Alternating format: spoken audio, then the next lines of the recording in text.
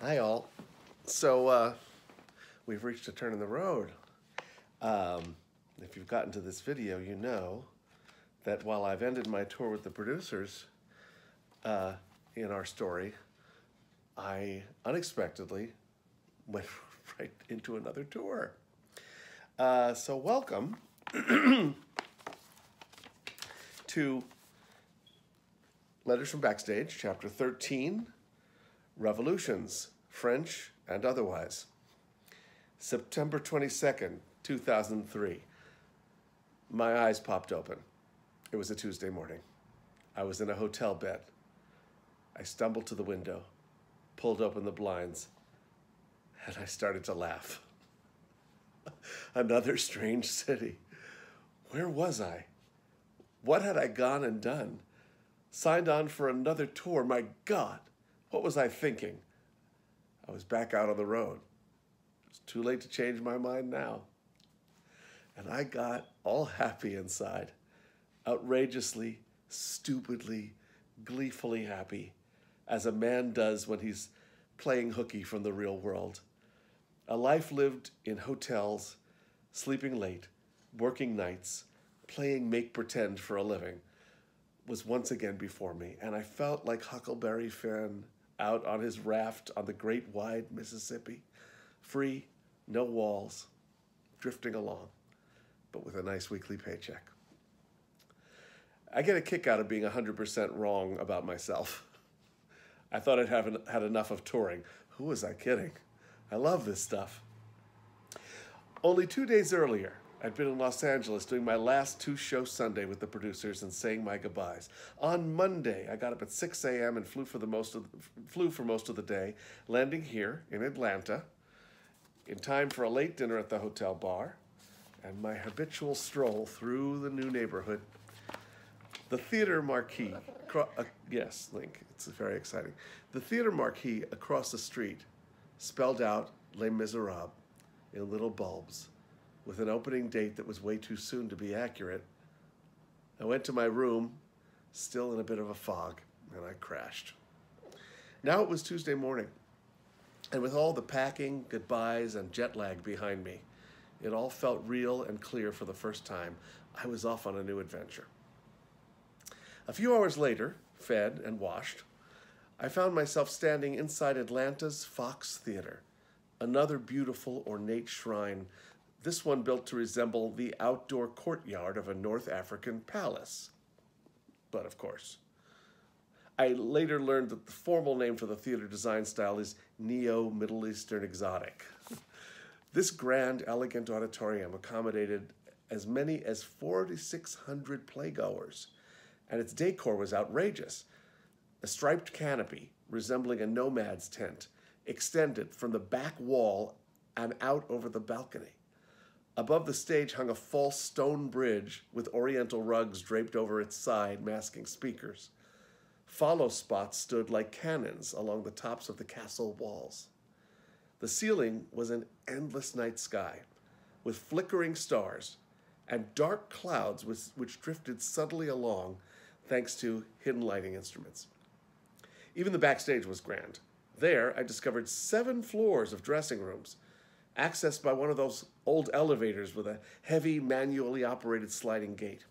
The basement, where wardrobe and hair had been situated, featured a labyrinth of corridors so complex and far-reaching that when the Metropolitan Opera played the Fox, they renamed each hallway after a New York street so they wouldn't get lost.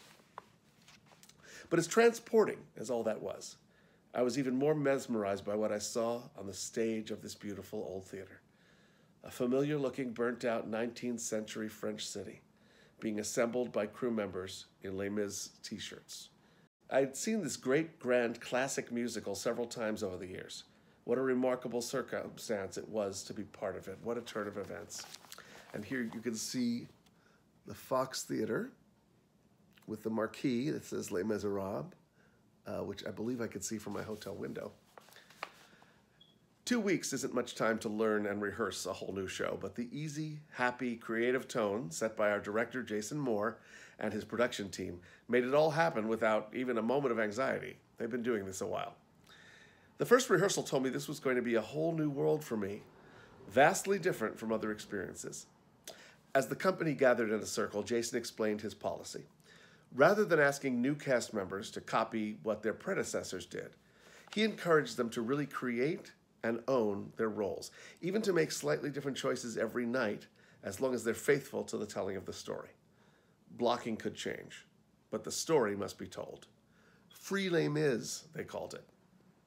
Throughout rehearsals, he'd vividly flesh out what the times were like, France in the period following the French Revolution, what people's lives were like, the poverty, the injustice, and so on, often using Victor Hugo's novel for reference.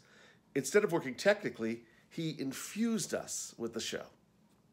Similarly, the musical director, Dale, encouraged singing that was appropriate to both story and character rather than simply pretty.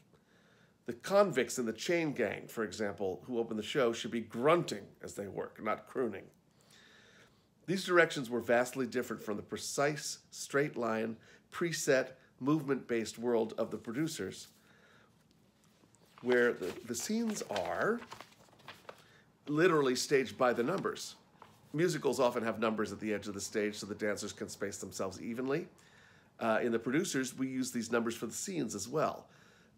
Walk 3 steps to 6, point your finger, then say the line over your left shoulder looking towards 8. Then when you say the word time, move out to 12. This free les mis approach was revolutionary. And speaking of revolutions, for the few of you who don't know, Les Miserables is staged on a turntable that revolves throughout the show to indicate travel, passage of time, or a change of location. It's a wonderfully effective staging technique, and it's a bitch to work on. At our third rehearsal, those of us who are new to the show spent about an hour learning how to get on and off the damn thing while it's moving, which was hilarious. Going from a nice solid stationary floor onto this giant spinning disc is a truly odd sensation. We looked like a bunch of drunks taking a sobriety test and failing. There is an actual technique which I've yet to master.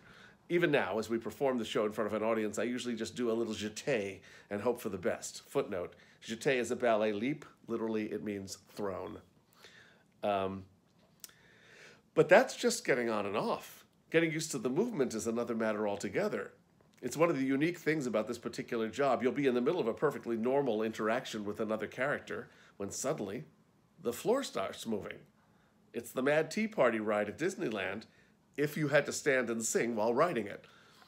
For several nights when I'd lie down to go to sleep after a day of rehearsal, I could feel it still turning, like when you come home from a day at the ocean and you can still feel the waves. Stage directions, meanwhile, are nearly impossible to explain. Okay, my poor stage manager began one day, his face full of earnest concentration. At the end of this scene, you guys will head off in the direction of what would be stage right, except you'll actually be exiting left because the turntable will revolve and you'll end up there. So right becomes left. Our eyes betrayed our total, absolute incomprehension as we stared at him like English wasn't our first language. He rubbed his face, frustrated at his inability to explain. Okay, I think this will all make more sense when we actually do it. And this kind of exchange happened daily until it somehow became as normal as can be. In one scene, I begin a conversation with another character down center. He walks away and I pursue him all the way up stage center. And by the time we get there, we're down stage center again. It's like being in an Escher painting with people walking upstairs to the bottom of a building. On top of that, the stage is raked, theater terminology for a stage that's slanted towards the audience for a bit better visibility. So we're slanted, we're turning, we don't know right from left, and we're singing. Welcome to my new gig. But the most daunting part of my role is probably the big number, Master of the House, in which my character, Thénardier, gleefully demonstrates the various ways he swindles guests at his inn. While singing, I greet travelers, take orders, steal things, deliver asides to the audience, prepare imaginary food, interact with my partner in crime, Madame Thénardier, and lead the sing-along choruses. It's like a juggling act. Lots of words, lots of business. And in the midst of this, the stage turns whenever I go back and forth between the kitchen and the dining room. Boy, just when you think you're done waiting tables. This tour is technically a new one. The show's producers had closed down the previous US tour for a summer hiatus. When it was time to start up again, they decided to do some recasting. So they brought in some people from the recently closed Broadway company, some from the outside who'd never done the show before, the New News were called, and some from previous pre-hiatus touring cast. To make matters more interesting, some of the oldies were switching to new roles, so there was a lot of learning going on. This newly assembled combination includes several people with whom I've worked before, which is always a plus, a few people with whom I've felt an easy connection right away, and even better, a surprising number of Scrabble players. I'd packed my board hoping to find even one. I easily found 4. Then word spread and people were reserving spots in the next game, my kind of folks. It's a very nice group, very social, very inclusive, very accessible. The oldies were extremely supportive of us newies, and everyone seems to have a real love for the show. As I got to know my new family of funny, interesting show people, I sometimes felt a vague twinge of guilt, as if I were cheating on my producer's family. But that's the nature of the profession. You form fairly close relationships fairly quickly, and then part ways, constantly. And then one morning, I was walking by a shop window, and there they were, my former castmates, smiling up at me from a poster advertising their upcoming engagement at the Fox.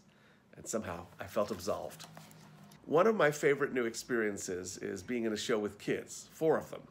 I quickly bonded with Lois, the school teacher, a funny, outgoing New Yorker with whom I share a common love of kids and a background in improv comedy, and with Erica, a terrific, smart-ass 10-year-old kid and veteran of the previous tour.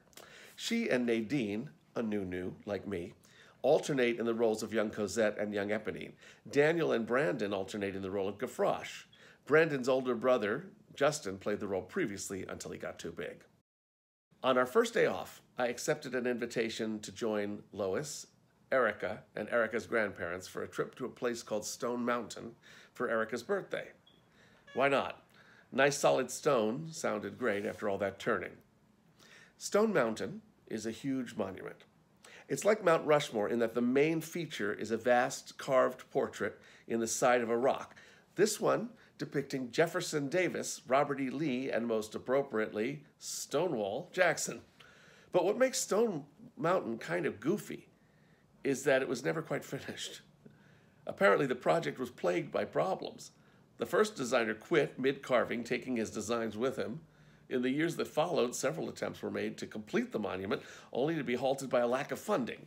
Nevertheless, there's enough there to merit the existence of a small theme park, just perfect for a 10-year-old birthday girl dragging along 4 old adults. Treat yourself to a chuckle and have a look at stonemountainpark.com. I don't know if that link is still good. You'll find out and let me know. We had a terrific time. We took the Skyway to the top of the mountain, then down again, paddled in paddle boats and got sopping wet, visited Stony, the talking fountain, and got even wetter. To dry off, we watched a glassblower at work and rode a train. Then we went to the Rain Wizard show, where, much to our delight, we got sopping wet all over again. Perfect for a sultry Atlanta summer day. I felt bad that I didn't have a present for Erica, so when we stopped in Stone Mountain's candle shop, and I'm not sure what candles have to do with incomplete mountain carvings, but anyway, I treated us both to do-it-yourself candle dyeing. She daintily dyed her 2 sunflower candles in carefully chosen complementary shades of instant art. Mine looked like a botched rehabilitation project for the criminally insane. That brat consoled me. The nerve of that kid.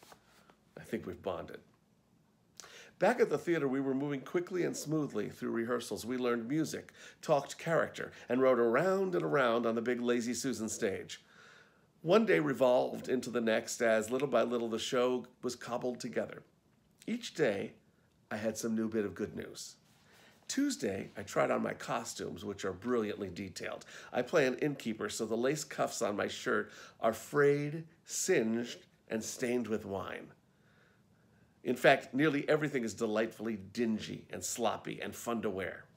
Wednesday, more good news. I've been directed to squeeze the wenches in my tavern.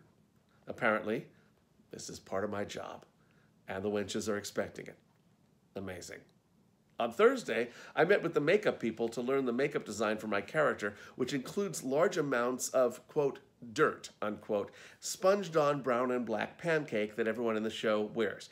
I also get to black out my teeth and go days without shaving. Life is good. My dressing room, I discovered on Friday, was on the same floor as the kids and their schoolroom. Often, I'd be sitting there and the four little knuckleheads would come visit and make me laugh. With me seated at my makeup mirror, we're all about the same height. They're even funnier up close. Opening night was there before we knew it. It was a relatively quiet event, celebrated afterwards at the hotel bar.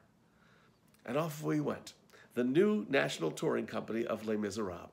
Jason and Dale left, and our Atlanta run, as well as our tour, had begun. Though I play the master of the house, I still didn't feel I'd mastered the role, but that was fine. It's good having room and the director's blessing to grow in a part. Besides, I'd only had 2 weeks of rehearsal. So far, I still felt like I was running to catch a moving train just inches from grabbing the handrail and being on my way. On track, you could say, but not yet on board. Even still, it was joyous.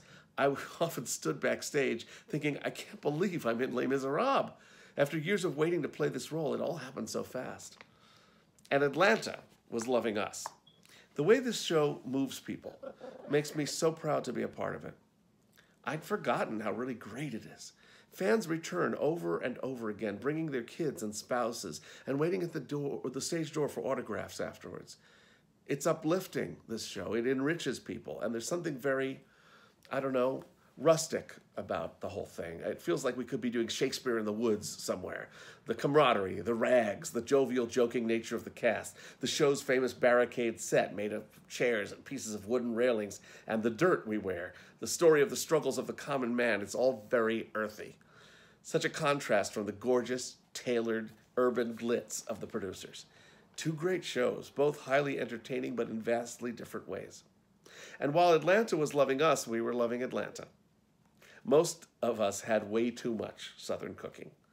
Gladys Knight's soul food restaurant was dangerously close. I could have gladly lived on their tasty fried chicken, greens, and grits while listening to their collection of 70s R&B recordings. Then there was Mary Mac's Tea Room. I don't know why they called it that. The tea was iced and served mainly to wash down the biscuits and gravy. There were many evenings when you could hear moans from the girls' dressing area as they reluctantly cinched up their pre-soul food-sized corsets. Tanya and I, Tanya plays the role of Fantine, joined the school field trip to the Martin Luther King Center, then to Ebenezer Baptist Church, where Dr. King's father had been pastor, and then to his childhood home. King has always been a hero of mine, as he's been to so many. So the whole day was highly moving for me. There were a few moments when I had to separate from the group and just take it in.